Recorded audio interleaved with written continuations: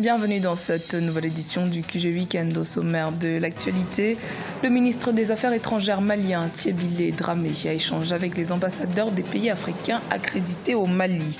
Rencontre lors de laquelle le chef de la diplomatie malienne a conforté les diplomates africains dans la volonté de son pays de mettre fin à la crise sécuritaire. Au Sénégal, la saison des pluies a débuté tardivement, mais provoque comme chaque année des dégâts dans la capitale, Dakar. Mais en plus des dégâts matériels, Dakar a également enregistré des pertes en vies humaines. Et puis le panier africain a encore de beaux jours devant lui. En Côte d'Ivoire, la styliste Ouli Pat s'emploie notamment à le sublimer dans ses créations, à découvrir dans la suite de ce journal. Mais tout d'abord, en Égypte, des affrontements entre la police et des manifestants ont éclaté dans la nuit de samedi 21 à dimanche 22 septembre à Suez. Les populations qui ont bravé pour la deuxième journée consécutive l'interdiction de protester contre le pouvoir et exiger le départ du président Abdel Fattah al-Sisi. Selon des témoins sur place, il y aurait eu des blessés. Au Caire, la capitale, les forces de l'ordre ont été déployées samedi aux abords de la place Tahrir, lieu emblématique de la révolution de 2011.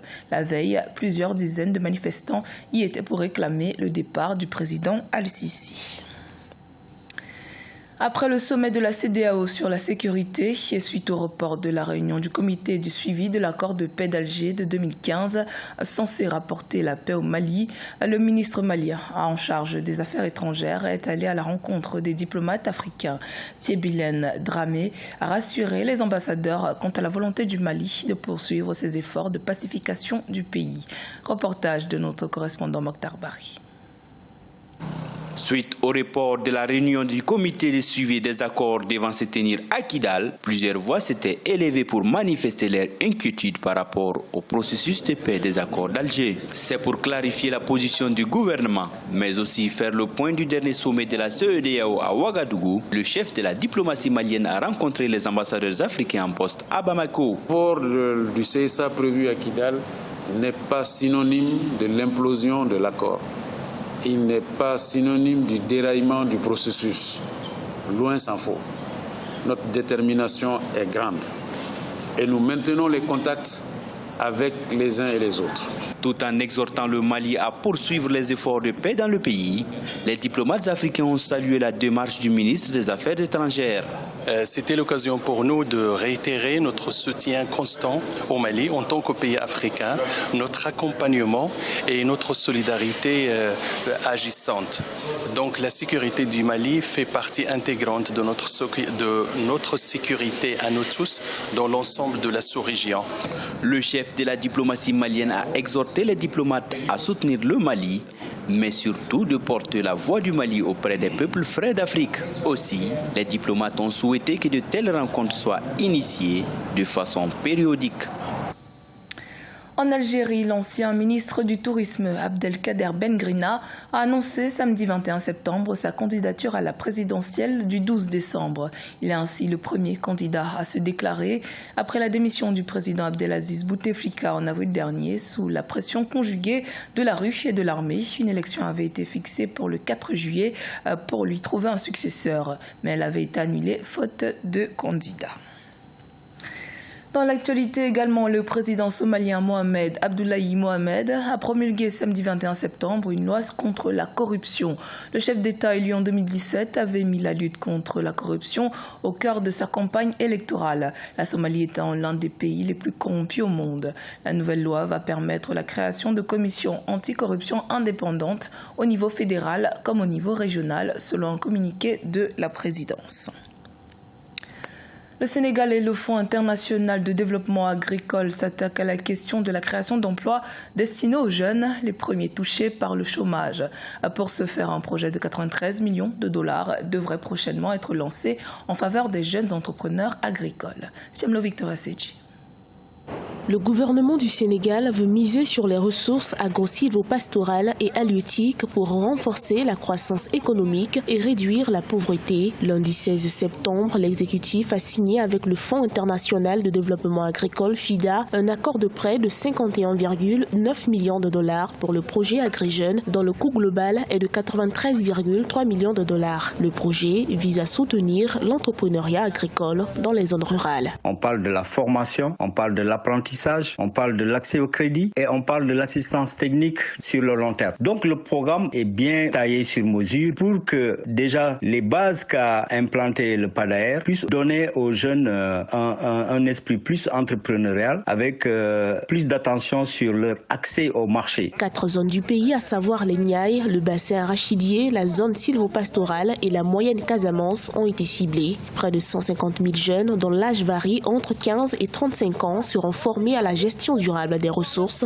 Parmi eux, 50% de femmes. On oublie souvent qu'il y a des déséquilibres spatiaux dans le développement, mais dans le même temps, s'il y a une paupérisation des milieux ruraux, les gens vont très vite migrer en ville et aussi essayer l'immigration clandestine. Selon le gouvernement, le projet permettra de freiner un tant soit peu l'exode rural et de réduire le taux de sous-emploi en milieu rural, estimé à 31%. Plusieurs petites et moyennes entreprises seront créées et suivies. À noter que celles-ci contribuent à près de 42% à la création d'emplois permanents au Sénégal.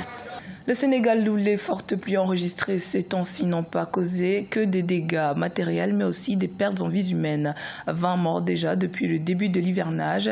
Les autorités sensibilisent les populations. Reportage de notre correspondant El Hadji Ndiaye. La saison des pluies a démarré tardivement au Sénégal, mais le pays a enregistré depuis quelques jours de fortes précipitations et des orages violents qui ont fait plusieurs victimes. Cette situation s'explique par le changement climatique selon le directeur de l'Agence nationale de l'aviation civile et de la météorologie. Une des manifestations du changement climatique, c'est vraiment les phénomènes extrêmes, comme on appelle les phénomènes extrêmes, et ce qu'on est en train de vivre en ce moment. Mais ce qu'il faudrait, je pense, c'est prémunir, ce qu'on appelle poser un système d'alerte précoce. Ce qu'on est en train de faire, ça veut dire d'avertir les gens en temps pour qu'ils prennent leurs dispositions. L'autre chose, c'est que comme c'est un phénomène de changement climatique, il faudrait mieux participer à lutter contre le changement climatique, ce qu'on appelle réduire les gaz à effet de serre. En cette année 2019, la foudre a tué 20 personnes, dont 3 rien que le week-end allant du 14 au 15 septembre 2019. Devant l'hécatombe, les citoyens s'interrogent sur l'insuffisance des paratonnerres. Le pays n'en compte que 5250. Et selon les experts, la plupart des Sénégalais ignorent le comportement à adopter lorsqu'il y a orage et comment éviter la foudre. C'est pour cela qu'il faut éviter, quand on est surtout loin de la ville, loin des paratonnerres, n'est-ce pas, d'être dans des objets qui sont culminants. Supposons, les gens ont cet instinct, quand il pleut, ils vont sous un arbre. C'est la chose qu'il ne faut pas faire. L'autre chose, quand c'est un terrain de football ou un endroit dégagé, il faut éviter d'être la chose la plus élevée. Et ce qu'il faudrait, c'est peut-être s'asseoir et puis fermer ses jambes, des choses comme ça, éviter en ça. La meilleure manière, comme on le dit chaque fois, c'est vraiment les paratonnerres qu'il faut. Mais en absence de paratonnerres, il faut éviter d'être la personne vraiment ou l'élément le plus élevé. Le gouvernement a déclenché le programme dénommé ORSEC, Organisation des secours, au niveau des régions concernées par les inondations causées par les fortes pluies qui ont été enregistrées ces derniers jours sur l'étendue du territoire national. Ce plan prévoit aussi le renforcement des paratonnerres à Dakar et dans les régions. Rencontre à présent avec la styliste ivoirienne Ouli Pat. Avec plus de 15 ans de carrière à son actif, elle compte parmi les références en termes de mode en Côte d'Ivoire. Sa spécialité est la valorisation des pagnes tissées du terroir. Reportage de notre correspondant Olivier Conan. Un nouveau soleil, c'est ce que signifie Yorodé, en Oué, une ethnie de l'ouest de la Côte d'Ivoire.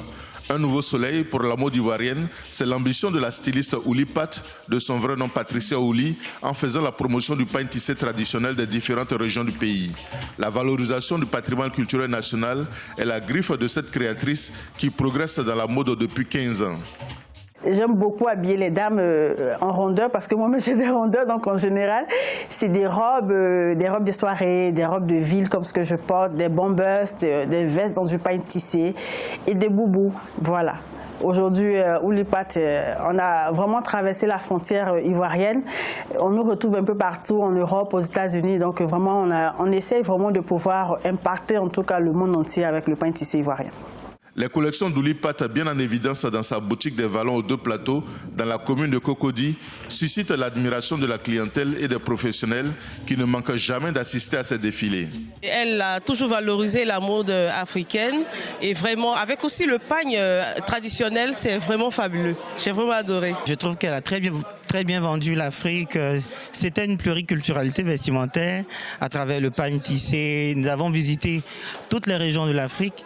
On a senti le panafricanisme. Ouli Pat veut imposer la culture vestimentaire ivoirienne dans le Gotha de la haute couture. Son talent a déjà été certifié par plusieurs prix internationaux et une sélection au volet culturel des 8e Jeux de la francophonie tenus en Côte d'Ivoire en 2017. C'était le journal de la rédaction. Merci de votre fidélité. Dans un instant, une nouvelle édition de l'actualité sur Africa 24.